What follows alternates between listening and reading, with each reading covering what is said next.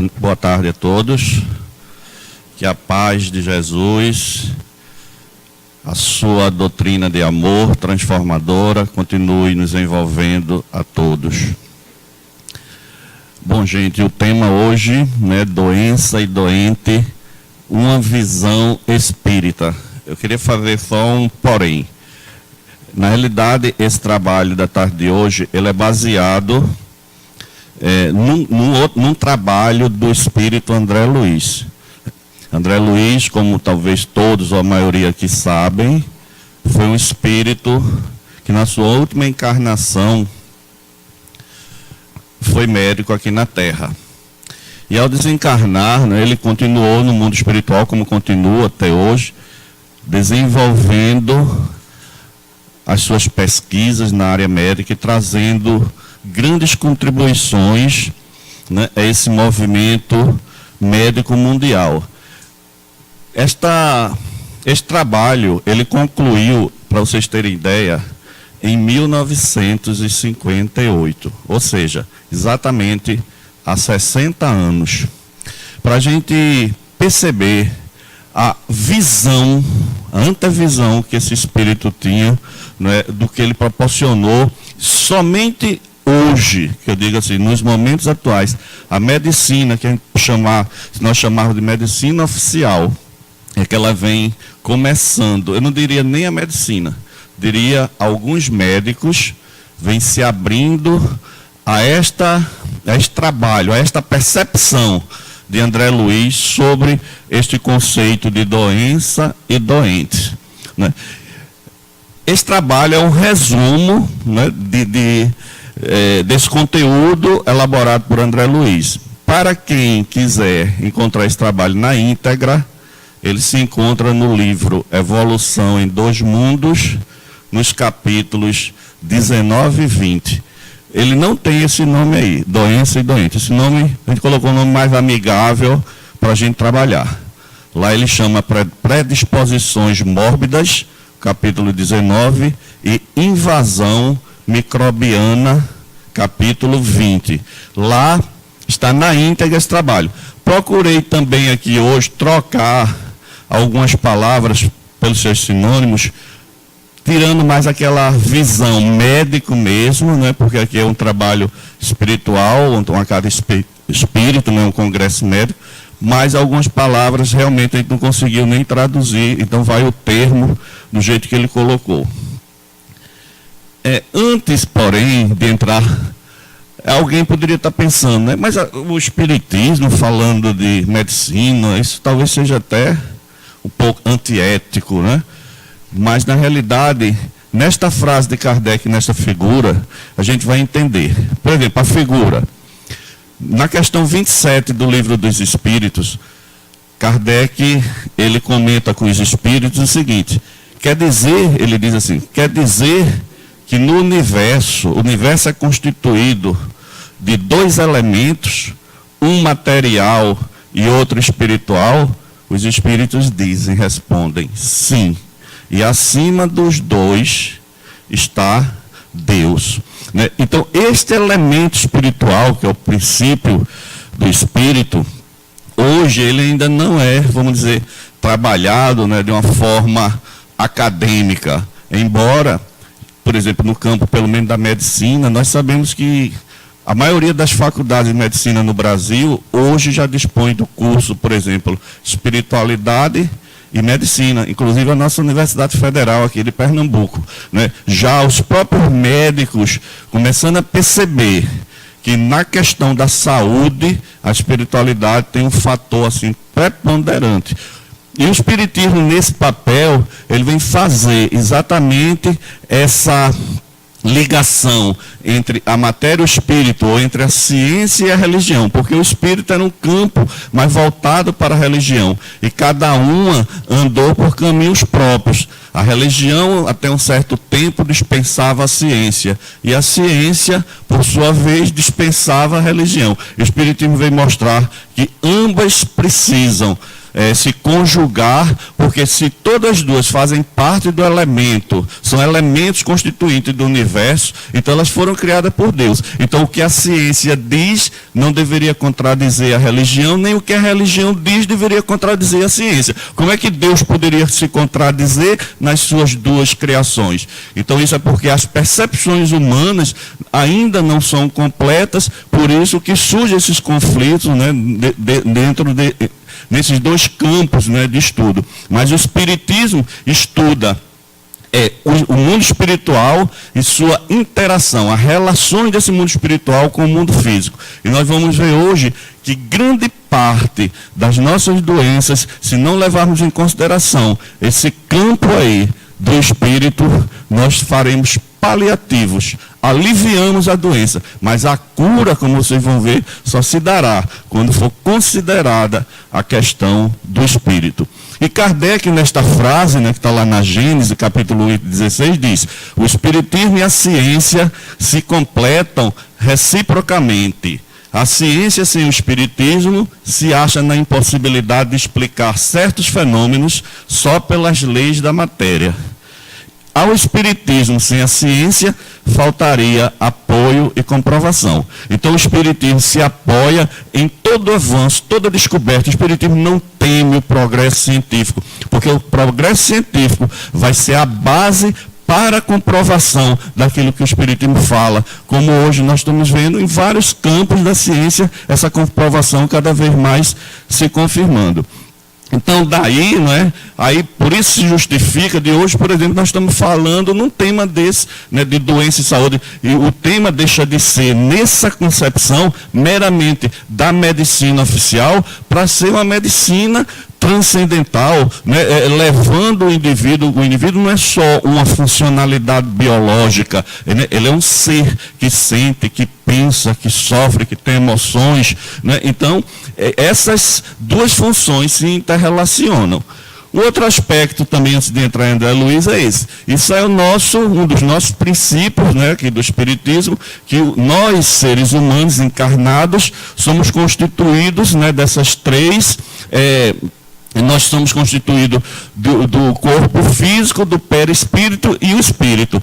Lembrando-se do slide anterior, você tem a matéria e tem o espírito. O espírito é tudo que não é material. Então, para o espírito se unir à matéria, a matéria é algo muito grosseiro para que esse espírito venha agir. O espírito não age diretamente sobre essa matéria que nós conhecemos. Então, é necessário uma matéria especial, vamos dizer, não digo uma matéria especial, mas uma das transformações da matéria que compõe o perispírito. Então, o perispírito, ou seja, o nosso corpo espiritual. Um detalhe, quando, por exemplo, a gente sonha com um parente que desencarnou, você diz, olha, hoje eu sonhei com minha mãe, com meu pai, um filho, e ele falava comigo, e ele via o corpo dele, falava, tinha voz, tinha mão. Que corpo era esse, se ele foi enterrado, não é? Então este corpo, ou foi cremado, então este corpo é o corpo espiritual. Então este corpo é uma matéria, mas é de matéria mais sutil, é uma matéria bem mais que essenciada, que o espírito atua nela e ela reflete no corpo. O corpo atua no perispírito e reflete no espírito. Então, através do perispírito. E aí nós vamos verificar que hoje, por exemplo, as doenças, na sua maioria, ela é tratada só no corpo. E André Luiz vem dizer que quando a doença chega no corpo, ela já está no estágio secundário. A doença ela começou bem antes. E se ela não for tratada na sua causa, como eu disse no início, será apenas um alívio, mas não a cura. Até trazendo Jesus já aqui, nesse momento, vocês se lembram que quando Jesus, por exemplo, ele dizia assim, vinde, né, a mim, e eu, o quê? Vos curarei. Foi isso que ele disse? Ele disse, eu vos aliviarei. Sabe por quê? Porque só quem cura é o indivíduo. Uma mulher, quando foi hemorraísta, 12 anos que estava perdendo sangue, quando chegou a Jesus, tocou, que sentiu aquele fluxo, né, do fluido curador de Jesus, sentiu-se curada, Jesus disse para ela, vai mulher, tua fé te curou. Não fui eu, Jesus, quem te curou. tua fé. Certo momento ele se aproxima de um cidadão que há 40 anos, paralítico em cima de uma cama, e ele faz uma pergunta meio estranha, né? Ele perguntou: queres ser curado? Perguntou. Jesus perguntou, porque se o indivíduo não quer ser curado, ele não vai ser curado. Entendeu? Então a cura, ela vai partir do nosso desejo de ser curado. E André Luiz, ele começa fazendo uma diferenciação, né, das doenças do corpo físico, e acho que ele vai trabalhar. Essa do corpo físico não é do âmbito, vamos dizer, diretamente desse estudo. Mas como ele coloca, só para a gente ter uma ideia, né, ele diz aí, ó, que a imprudência e o ócio, ou seja, sem atividade, as pessoas paradas, que não fazem nada, já dizem que cabeça vazia, né? Pronto. Então, a imprudência e o ócio, né, são responsáveis por múltiplas enfermidades. Né? Então, isso provoca muitas enfermidades. E ele cita algumas, poucas, porque ele diz, se fosse citar as enfermidades físicas provocadas, exatamente por isso, ele disse que tinha de ter um livro, ele diz isso lá no texto, tem que ter um compêndio só para falar das doenças. Né? Então ele cita alguns só para a gente, e por que vocês vão entender, porque nós estamos colocando isso. Então ele diz o seguinte: os desastres, por exemplo, circulatórios, ó, provenientes da gula.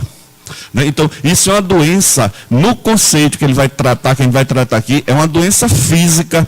O indivíduo que tem um descontrole alimentar, né, que come pelos olhos, se diz, vai gerar, né, uma doença física, né, que não tem, vamos dizer, essa conotação espiritual. Uma outra, por exemplo, doença que ele chama, é as infecções oriundas da ausência de higiene. Isso é comum, né, gente? Quem é homem, os homens aqui que já frequentam, por exemplo, consultório de urologista, quando eu vou ao urologista, eu fico assim, pasmado. Tem um cartaz lá dentro do consultório dele, enorme, campanha de prevenção de câncer no pênis no homem. Causa, falta de higiene. Tratamento, sabão e água. Gente, aí vocês têm número de mortes, percentual, aliás, de mortes nordestinos. Os nordestinos é a região do Brasil em que mais os homens morrem desse tipo de câncer, por falta de higiene.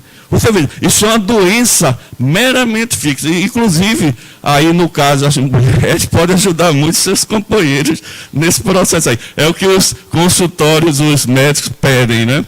Porque vocês, nesse ponto, já estão bem mais avançados. O outro são os desequilíbrios nervosos, né? Nascido das viciações, dos tóxicos, né? Então isso acaba com o nosso processo, né? Então isso também André Luiz considera como uma doença física. E outra que ele coloca é essa exaustão decorrente dos vários excessos. Então trabalhar demais, correr demais, fazer tudo, a gente precisa ter um tempo, gente, para refletir, né? Muitos aqui, eu tenho certeza que quando dava meio-dia, não era o horáriozinho do meio-dia, assim que trabalhava, tinha um intervalozinho, ia para casa, tirava uma sonequinha e depois voltava. Eu me lembro que eu era do interior, o comércio fechava, a gente ficava aguardando o comércio abrir depois do almoço para poder a gente ir lá. Então hoje é aquele corre-corre tremendo, esse excesso, esse estresse, isso estão provocando, estamos fazendo uma sociedade doente. Daí vocês vão para as emergências dos hospitais, ou quem é médico aqui, que realmente não tem descanso da quantidade de pessoas hoje, né, que precisam ser tratadas, mesmo com todo o avanço da medicina. Agora, o assunto de André Luiz nesse trabalho são as causas das doenças de longa duração. Então, para André Luiz, essas doenças, eles não classificam elas como doenças do corpo físico. Aí ele vai dizer que essas doenças são do corpo espiritual, do perispírito, que por sua vez recebeu essa impressão do próprio espírito. Ou seja, o perispírito ele foi afetado por uma conduta do espírito, e posteriormente ele vai transmitir esta doença para o corpo físico. Aí, quando ela chega no corpo físico, é onde os médicos, né, daqui da Terra vão tratar. Então ele diz aí, né, ó, de um modo geral, a etiologia, né, que é a ciência que estuda as causas das doenças, né, das moléstias, que duram muito tempo e que afligem o corpo físico, tá vendo? Elas afligem o corpo físico e o dilaceram, guardam no corpo espiritual as suas causas profundas. Quer dizer, na visão de André Luiz, essas doenças chamadas crônicas, que a gente vai para médico, toma remédio, alivia aqui, está ali, daqui a pouco é uma dor aqui, mudou aquela... Isso vai, a gente, a vida toda, ele diz que não está no corpo físico. É por isso que muitas vezes a gente passa anos e anos em tratamento e não consegue obter realmente a cura. A gente vai tendo alívios, uns dias melhores, outros dias piores, vai levando, feito se diz, não é? Por quê? Porque a causa não foi atacada. E ele diz assim, e veja que coisa interessante, né? Aí ele vai dizer, se essas doenças prolongadas, essas doenças, elas começam e iniciam no corpo espiritual, então como é que elas se iniciam? Como é que surge essa doença? Aí vocês vão ver já a ação do próprio eu, nós gerando a doença. Eu me lembro até que Joana de Ângela, ela diz uma frase assim, mais ou menos assim, né, porque eu não sei ela realmente, entre aspas, ele diz assim, só existem doenças, sabe por quê? Porque existem doentes. Só existem doenças porque existe doente. Veja, a gente acha que existe o doente porque tem a doença, mas a doença, na concepção de Joana de Ângela, só existe a doença porque existe o doente. No momento em que nós curarmos-nos da nossa visão de mundo, dos nossos valores, as doenças desaparecerão. E André Luiz vai dizer isso mesmo aí. Aqui ele vai fazer exatamente, né, eu tentei cortar o máximo possível, enxugar esse texto.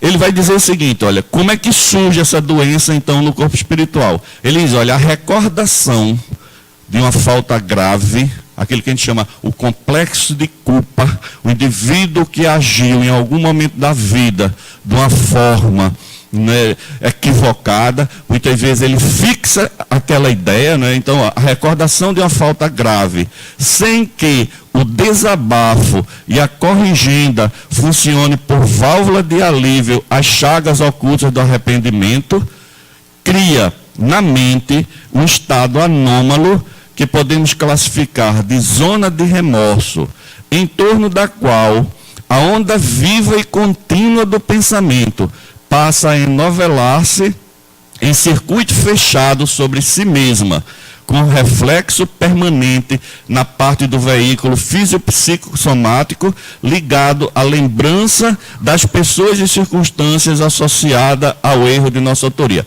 Isso está bem grande, é para a gente compreender assim. Então ele está querendo dizer o seguinte, olha, nós somos um espírito que saímos, né, das mãos de Deus, simples e ignorantes, com o livre-arbítrio nessa trajetória. Nessa trajetória evolutiva, nós nos equivocamos, ora a gente acerta, ora a gente erra, ora a gente comete umas faltas leves, outras mais pesadas. Então, essas faltas nossas, muitas vezes essa maldade que impomos ao nosso próximo, isso gera um remorso.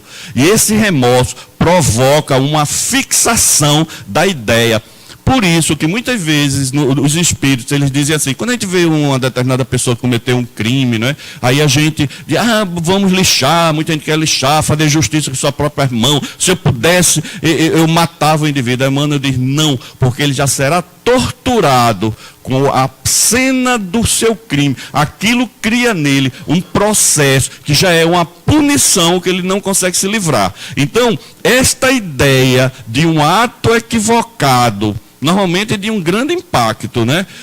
Que a gente traz isso à lembrança ele começa, através dessa monoideia, ou dessa ideia fixa, a criar o que ele chama aí, dessa zona de remorso. Então, ele vai criando essa zona de remorso no nosso perispírito, que vai desaguar, né, no nosso veículo, que ele chama aí, ó, fisiopsicossomático. Ou seja, as nossas funções cardíacas, respiratórias, nervosas, as funções vão ser afetadas. A nossa mente vai ser afetada, o nosso cérebro vai ser afetado, e o nosso corpo também físico vai ser afetado, através dessa monoideia que surge através daquele complexo de culpa. E eu acho interessante que ele já coloca aí, no início, ele diz assim, que aquelas faltas graves, sem que tenha havido desabafo. Então você veja como é bom a gente desabafar. Mas a gente vai desabafar com qualquer pessoa? Não. Muitas vezes as pessoas procuram os psicólogos, não é? Vêm numa casa espírita, num atendimento fraterno, ou nos líderes das suas religiões, dependendo da sua religião. Mas necessariamente não precisa ser com alguém assim. Mas a gente pode conversar com Deus nas nossas orações. Senhor, aquele ato, Pai, hoje eu entendo, né, como fui mal, e trabalhar, a gente não esconder, sabe, mas é tratar isso, porque ele diz que quando a gente não desabafa, essa ideia vai cada vez mais, como um redemoinho, não é, nos atingindo poderosamente, né? E também ele fala aí nessa função de válvula, né? Que não vai permitir, aliás, ele vai fixar isso em nosso corpo. Então ele diz, quando isso atinge, né, quando essa ideia, quando esse processo já está chegando, né, veja, o espírito lembrando das suas mazelas, essa lembrança vai criar um estado doentio que já vai refletir no corpo físico. Aí veja, aí a gente vai tratar do corpo físico. Temos de ir à causa, né? Então aí ele diz aqui, que estabelecida a ideia fixa, né, sobre esse nódulo, veja, já um nódulo, né, de forças desequilibradas, é indispensável que acontecimentos reparadores se nos contraponham ao enfermiço de ser, para que nos sintamos exonerados desse ou daquele fardo íntimo, ou exatamente redimidos perante a lei. Então você veja que é preciso que haja alguma ação que venha, o que é interessante que ele diz que esta ação que contrapõe, ó, ao modo enfermiço do ser, ou seja, ele está focando o espírito, ou seja, eu tenho de alterar esse meu modo de ser, eu tenho de modificar essa minha maneira. Por isso que aqui no Espiritismo ele fala muito, transformação moral. Porque aqui nessas palestras que vocês veem, nesses estudos, vocês estão revendo conceitos, revendo valores, e gradativamente a gente vai modificando e criando esse estado, né, de saúde que todos nós almejamos, né? Então, é por isso que ele fala se contrapor ao modo, e não ir no efeito, eu estou com uma dor de cabeça, vou tomar um comprimido para aliviar a dor de cabeça, e a causa daquela dor de cabeça. Enquanto a gente não atingir essa causa, né, permanecemos com isso. E André Luiz ainda diz que essas causas se transferem da encarnação para outra, como vocês viram ali. Por que se transfere? Por que ela se transfere? Olha, nós falamos que nós somos espírito, que é a essência imaterial, que precisa de um corpo espiritual, que é o perispírito, que resvala num corpo físico. Ao cumprir a missão física, ao desencarnar, o corpo perispiritual continua. Se o espírito está doente, refletindo aquilo no corpo espiritual, isso passa para outra encarnação. Entendeu porque a doença passa para outra encarnação? Ela passa porque ela não foi curada, gente. Ela continua no nosso perispírito, ela continua no nosso eu. Se tivermos 10 reencarnações, 20, sem nos tratarmos, vamos continuar carregando essa doença conosco, não é? Então é um processo da constituição nossa física, né? Tríplice, espírito, perispírito e corpo físico.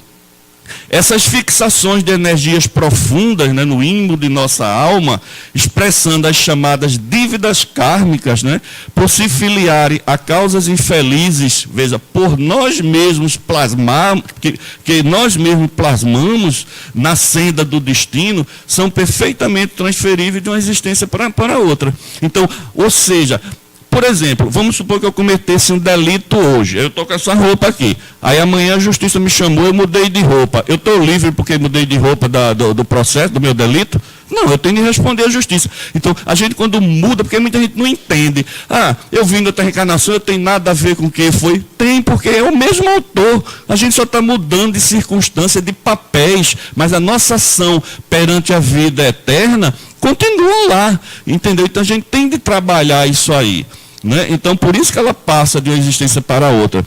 E ele diz que isso porque se nos comprometemos diante da lei divina, em qualquer idade da nossa vida responsável, é lógico, venhamos a resgatar as nossas obrigações em qualquer tempo, dentro das mesmas circunstâncias nas quais patrocinamos a ofensa em prejuízo dos outros. Palavra aqui, que é chave, responsável. Da nossa vida responsável, ou seja, quando o mal que nós fazemos, temos consciência dele, você veja o seguinte, quantas tripolias nós fizemos quando criança, né? Mas isso cria algum complexo em nós? Não, porque a gente, quando criança, não tinha essa consciência. É por isso que ele coloca, responsabilidade associa consciência. Então, quando os nossos atos são conscientes, isso fica registrado. Então, é algo que vai desaguar, que a gente precisa trabalhar. E André Luiz vai dizer como a gente trabalhar para livrar de tudo isso. Né? Então, ele está mostrando aqui o mecanismo, mas ele vai dizer o que fazer para a gente se livrar de todo esse processo. E aí o remorso, né, dessas faltas provocando as distonias. Né? Aí ele diz aqui, é assim que o remorso provoca distonias diversas em nossas forças recônditas, desarticulando as sinergias, né, a harmonia do corpo espiritual, criando predisposições mórbidas para essa ou aquela enfermidade, entendendo-se ainda que essas desarmonias são algumas vezes singularmente agravadas pelo assédio vingativo dos seres a quem nos ferimos quando humanizados a nós em processo de obsessão. Então você veja, né? Então essas distonias, o remorso, a gente vai ver a diferença, eu já posso até falar agora, remorso e arrependimento. Remorso, gente, é quando a gente fixa naquela culpa, o indivíduo não se perdoa. Né? Tem muita gente que não se perdoa por aquilo que fez, por o erro. Nós estamos numa estrada que erro e acerto faz parte da nossa trajetória. Mas tem indivíduo que não se perdoa. É o remorso, é o caso de Judas, o remorso de ter traído Jesus. Foi lá, botou uma corda numa árvore e suicidou. Né? Já o arrependimento, não. O arrependimento é sentir que aquele ato, ter consciência que aquele ato foi equivocado, mas está pronto para a mudança. Um caso de arrependimento, Paulo de Tarso. Paulo foi o maior perseguidor dos cristãos, mandou prender, segundo diz até matar, no caso de Estevão, né? Foi por uma ordem direta dele. Mas na hora que ele compreendeu que estava errado, ele não ficou no remorso feito Judas. Você sabe o que foi que Paulo disse, depois de toda a maldade que Paulo fez, quando ele teve aquela visão do Cristo diante dele? Aí ele compreendeu que ele tinha errado. Tudo que ele tinha feito era errado. Você já imaginou? Todas as perseguições que Paulo fez aos cristãos estavam errado. Ele simplesmente disse assim, Senhor, que queres que eu faça? Doravante, de hoje em diante, que queres que eu faça? O que eu fiz eu não posso fazer mais nada. Eu sei que eu errei, que queres que eu faça? Aí Jesus diz, vai, aquele a quem tu ia perseguir, que era Ananias, um apóstolo que ele ia perseguir para mandar prender e matar também, porque ele não queria divulgação do cristianismo. Ele vai, e dali em diante, inicia essa história desse grande homem, grande divulgador do cristianismo, que é Paulo de Tarso. Mas ele não ficou no remorso, ele usou o arrependimento. E certo dia eu vi um espírito falando sobre isso, ele disse que essa palavra arrependimento é uma palavra grandiosa que Deus nos ortogou para nos dizer, cada um da gente tem jeito. Por pior que a gente tenha feito na vida, você tem jeito. O arrependimento significa, você tem jeito. Não tem condenações eternas. Entenda, o arrependimento é o ensejo de mudarmos, o ensejo de prosseguirmos na nossa caminhada. Essa é uma palavra muito bonita que nós deveríamos adotá-la. E não no remorso que vai nos levar à morte e ao sofrimento, né?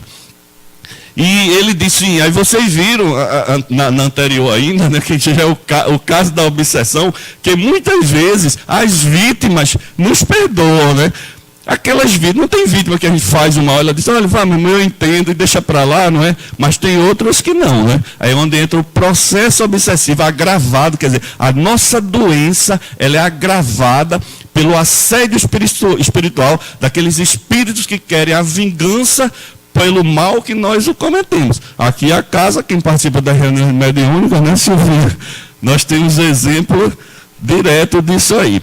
Mas, né, pode ser até que o espírito perdoe, né, como muitos perdoam, mas mesmo assim ele diz, aqui ficam os resíduos mentais da culpa. Mesmo quando aquela pessoa que foi ofendida por nós, prejudicada por nós, nos perdoa, mas a gente fica como algo devedor das leis da vida, né? Ele diz, ó, mesmo quando sejamos perdoados pelas vítimas de nossa insânia, detemos conosco os resíduos mentais da culpa e que um dia virão à tona de nossa existência para a necessária expulsão, à medida que se nos acentue o devotamento à higiene, mas que higiene agora?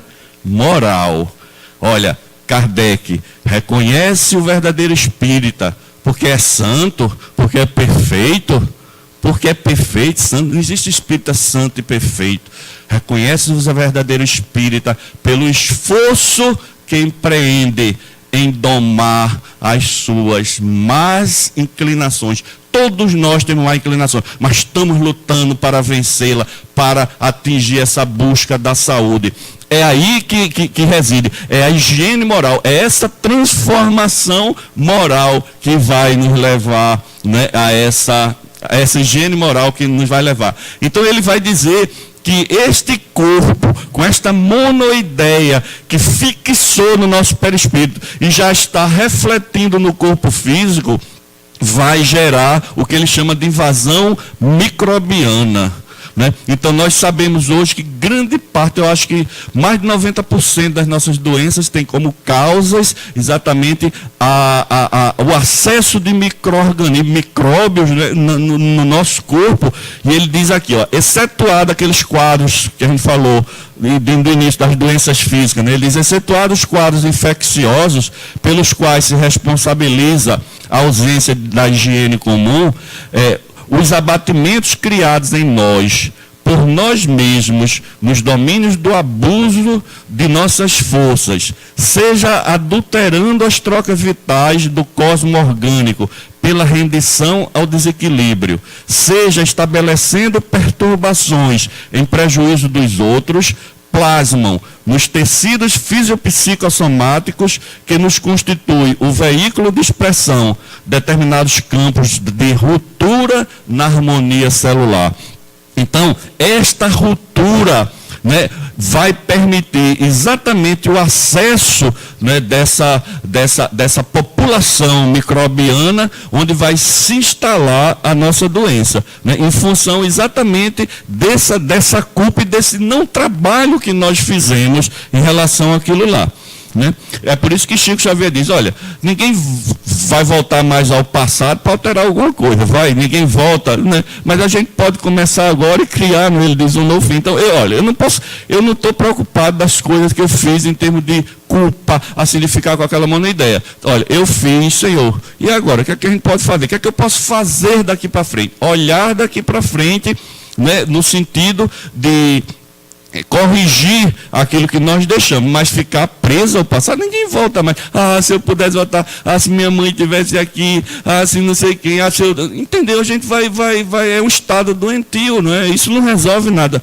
Isso até é um pouco de infantilidade, né? Porque a gente não consegue mais voltar aquilo lá. Né? O que a gente pode é daqui para frente. Ele diz, verificada a disfunção, toda a zona atingida pelo desgaste se torna passível, tá vendo, de invasão microbiana, porque as sentinelas naturais, quer dizer, todo o nosso sistema imunológico está comprometido, né? Não dispõe de bases necessárias à ação regeneradora que lhes compete, permanecendo muitas vezes em devedor do ponto lesado, buscando delimitar-lhe a presença ou eliminar-lhe a expansão. Veja, mesmo o nosso organismo debilitado por por esse processo doentio nosso espiritual, o nosso corpo ainda biologicamente tenta reagir. Então, muitas vezes ele limita a doença a um determinado campo. A coisa poderia ser mais devastadora, gente. Quer dizer, a própria natureza biológica do nosso organismo, ele circunscreve aquela doença ou faz com que ela não evolua para que a gente pelo menos tenha menos sofrimento, né? Isso é o organismo que faz isso. E ele continua, desarticulado, pois o trabalho sinérgico, né, as células tudo trabalha em harmonia, e essa ação desequilibrou, gente. Esse desequilíbrio da nossa harmonia, das nossas células, é que permite essa fragilidade e vem essa invasão microbiana, né? E ele diz que o trabalho sinérgico é desarticulado, pois o trabalho sinérgico das células, nesse ou naquele tecido, aí se interpõem as unidades mórbidas, quais as do câncer, que nesta doença imprimem acelerado ritmo de crescimento a certos grupos celulares, entre as células sãs do órgão em que se instalem, causando tumorações invasoras e metastáticas, compreendendo-se, porém, que a mutação, ou seja, essas células que eram boas, veja, a medicina sabe disso, o câncer o que é? Né? É a produção de células anômalas, células sem função específica, mas por que nós produzimos essa célula? Aí ele diz aí, está vendo que ela obedeceu, né, que essa mutação no início obedeceu a determinada distonia originária na mente, no espírito, né, cujas vibrações sobre as células desorganizadas tiveram efeito das projeções de radiações ultravioletas em aplicações impróprias. André Luiz até compara que o impacto é tão grande, é como se fosse uma infiltração de raios ultravioletas descontroladamente, né, que chega a queimar, né, das radiações quando as pessoas vão para a praia, né, que é muito intenso, provoca até o câncer. Ainda ele diz, emerge então a moléstia, tá vendo, por estado secundário em largos processos de desgaste ou devastação, pela desarmonia que compele a usina orgânica a esgotar-se, debalde, sem sucesso, né? O organismo lutando, é aquelas doenças que a gente vai e toma remédio e fica na UTI e vai para esse organismo debilitando, porque sem sucesso, né, na tarefa gigantesca da própria reabilitação do plano carnal. Veja que ponto, né, nós chegamos, um complexo de culpa vai levar a uma doença de outra vida. Interessante quando ele diz aqui, ó, emerge então a moléstia por estado secundário. Então, aquilo que nós vamos tratar, quando a gente vai para um médico, olha, eu estou gripado, eu estou sentindo um problema digestivo. Isso, gente, é o secundário. Aí eu fui lá, ele me passou um medicamento, aliviou. Mas se esta causa estiver na nossa... Por isso que são as doenças mais prolongadas. Eu não digo assim, a pessoa teve uma alimentação não correta e teve um processo, né, de disfunção na digestão, aí tudo bem. Mas esses mais graves, não. Aí o tratamento é só o efeito, né? É só o secundário. Aí veja como o espiritismo vem ampliar. E eu fico muito feliz, assim o movimento espírita, né, de ver esse movimento dos médicos espíritas que vem fazendo hoje, gente. Os médicos espíritas já estão tratando, usando a medicina acadêmica que eles se formaram, mas levando a essa amplitude. Não é? Já tem médico que os pacientes chegam no consultório e dizem, doutor, eu queria ter tanta saúde, eu queria ter saúde, doutor, para ser feliz. A pessoa chega, sabe? Eu queria ter saúde para ser feliz. Mas agora os doutores daqui a um dia vão estar assim. Mas não se trata de ter saúde para ser feliz. E sim, ser feliz para ter saúde. E ao invés de passar aquele monte de medicamento para ir na farmácia, faça o bem, vá amar, vá sorrir, vá se divertir, dentro dos preceitos do equilíbrio, vá se abrir ao amor, que é o remédio de todos os males. Isso vai mudar. Já tem médico que já está fazendo isso, não é? Então, quando o enfermo E ele diz aqui, né, que isso acontece, esse sem sucesso do organismo, ou seja, essa doença, essa tentativa de reação orgânica sem sucesso, nos pacientes, está vendo que não tem atitude de renovação moral, sem humildade e paciência, espírito de serviço e devotamento ao bem, que não consegue assimilar as correntes benéficas do amor divino que circulam incessantes em todas as criaturas, por intermédio de agentes distintos e inumeráveis, a todas, estimulando para o máximo aproveitamento da existência terrena. Ou seja, o remédio está aqui, está em todo lugar. Está no ônibus, está numa casa, está na rua, está na escola, onde tiver. Deus está distribuindo tudo. Mas por que ele não toma esse remédio? Porque ele não obriga. Deus não obriga ninguém a se medicar. Cada um tem o livre-arbítrio. Eu comparo aí o seguinte: pegue um copo, coloque debaixo de uma cachoeira, de uma fonte cristalina, de água cristalina, deixa o copo de cabeça para baixo. Vocês passam o dia que você tiver. Eu quero saber quando é que aquele copo vai encher de água. Nunca, porque ele não está receptivo à fonte. Agora pega um copo d'água, coloque em cima de um telhado, quem mora assim em casa, sem chover, só o orvalho da madrugada, no outro dia quando vocês abrirem já está molhado com as gotas d'água. Por quê? Porque aquele copo está receptivo. Então, aquelas pessoas fechadas ao bem, elas não estão recebendo esse remédio que está aí para todo mundo. A cura está em todos os lugares, não é? Mas nós não recebemos porque nós estamos fechados a esse reflexo do bem, né? Aí vem aqui o que nós chamamos de mudança comportamental do doente. André Luiz diz: quando o doente, né, adota comportamento favorável, veja que coisa interessante, gente, isso eu achei fantástico. Quando o doente adota comportamento favorável a si mesmo, pela simpatia que instila, olha essa palavra, que instila no próximo, as forças físicas encontram sólido apoio nas radiações de solidariedade e reconhecimento que absorve de quantos lhe recolhem o auxílio direto ou indireto, conseguindo circunscrever a disfunção aos neoplasmas benignos, que ainda respondem à influência organizadora dos tecidos adjacentes. Ele está querendo dizer que quando mesmo a pessoa tendo câncer, tá certo? Até mesmo a metástase, quando esta pessoa, ela foi uma pessoa que criou simpatia no outro. Essa palavra instila, eu ia substituir para deixar paletável aqui para a gente. Mas esse instila, sabe o que é que significa?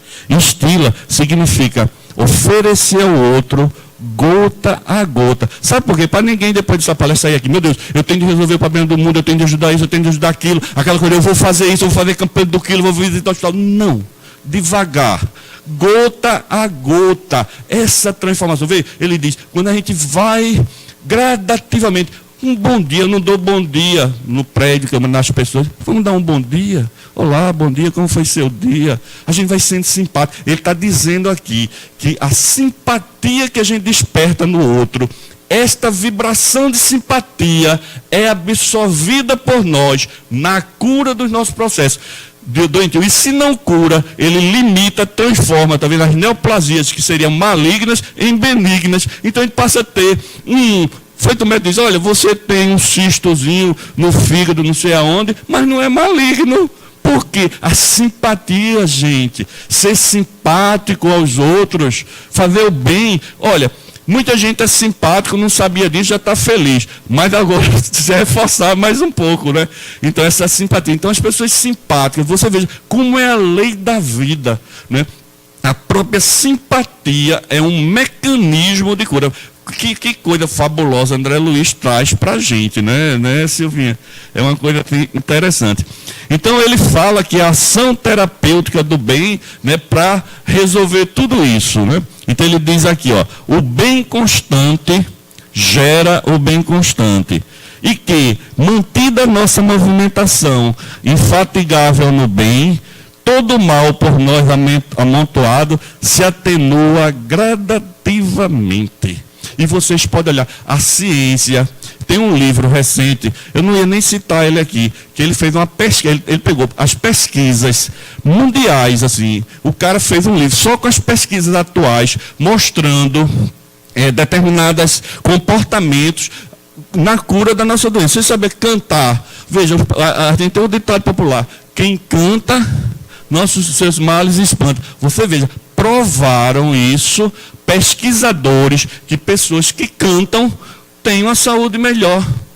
Por exemplo, pessoa, entendeu? Então, eu estou analisando vários tipos de comportamentos para definir um comportamento para o futuro que seja um comportamento que venha trazer o nosso estado de felicidade.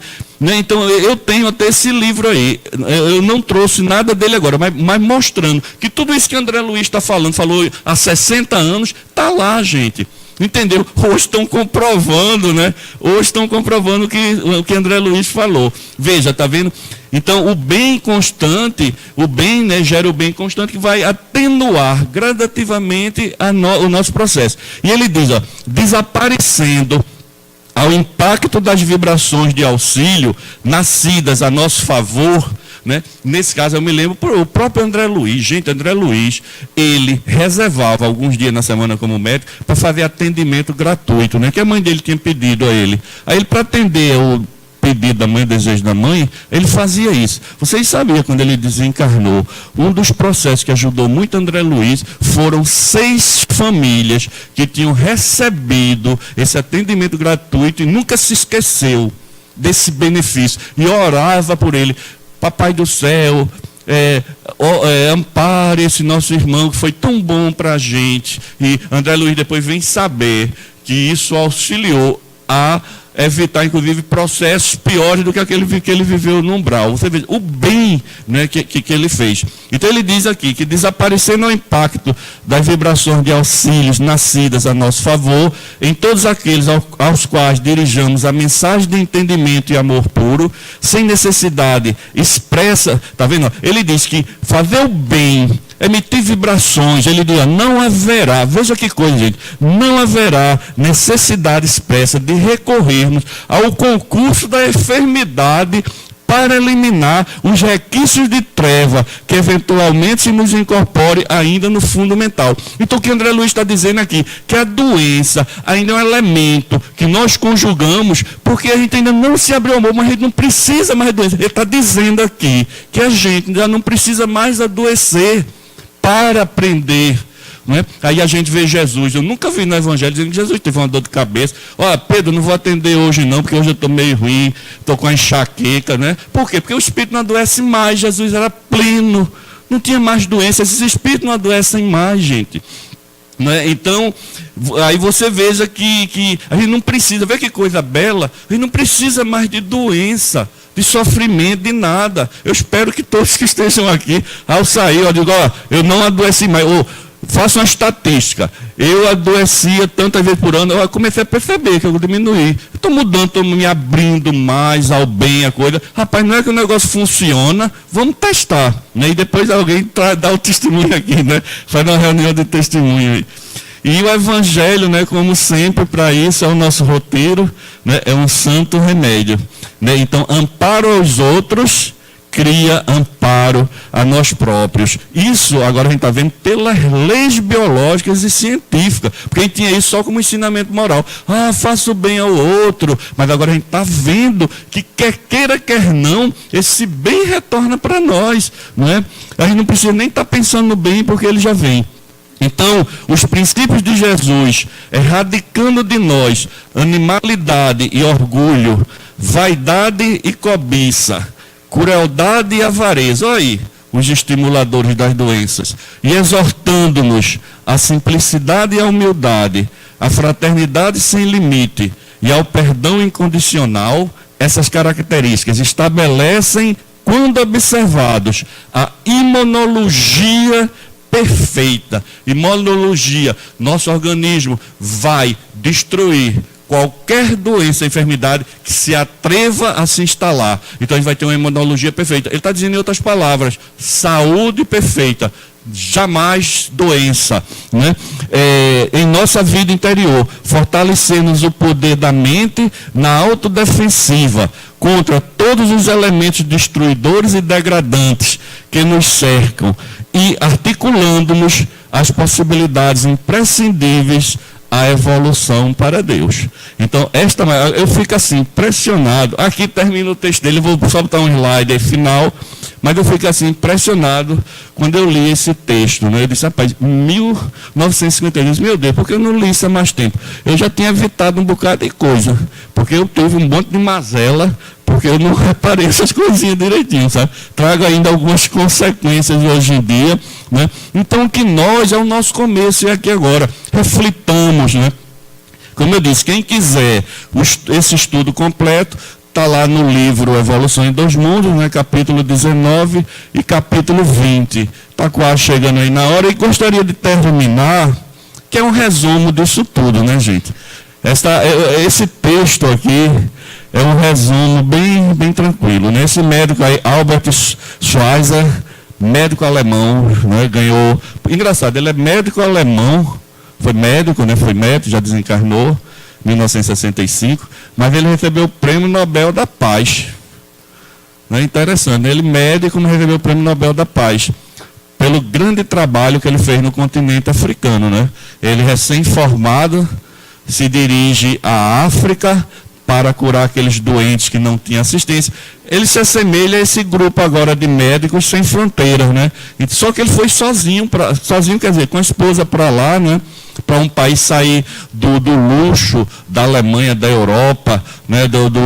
Da cultura, e foi exatamente mergulhar sem condições, num ambiente totalmente hostil, adverso, de clima de grande dificuldade, sem instrumentação, sem medicação, e foi cuidar desses doentes lá. Então, por esse grande trabalho humanitário ao continente africano, ele recebeu esse Prêmio Nobel da Paz. Agora veja o seguinte, veja se essa frase dele não tem tudo a ver com André Luiz, com isso que a gente viu hoje. Veja, eu vou terminar com ela. É um resumo de tudo que a gente falou, mas eu achei bem interessante. Ele diz aqui, ó, cada paciente leva seu médico dentro de si. Esse paciente nos procura sem saber essa verdade. O melhor que fazemos é dar ao médico que reside dentro de cada paciente a chance de trabalhar para o bem, como ele trabalhou. Então, veja, ele diz que a gente, veja que consulta ele fazia. As pessoas chegavam lá atrás do paciente, ele dizia, você tem um médico, e este médico, se despertar ele vai curar você.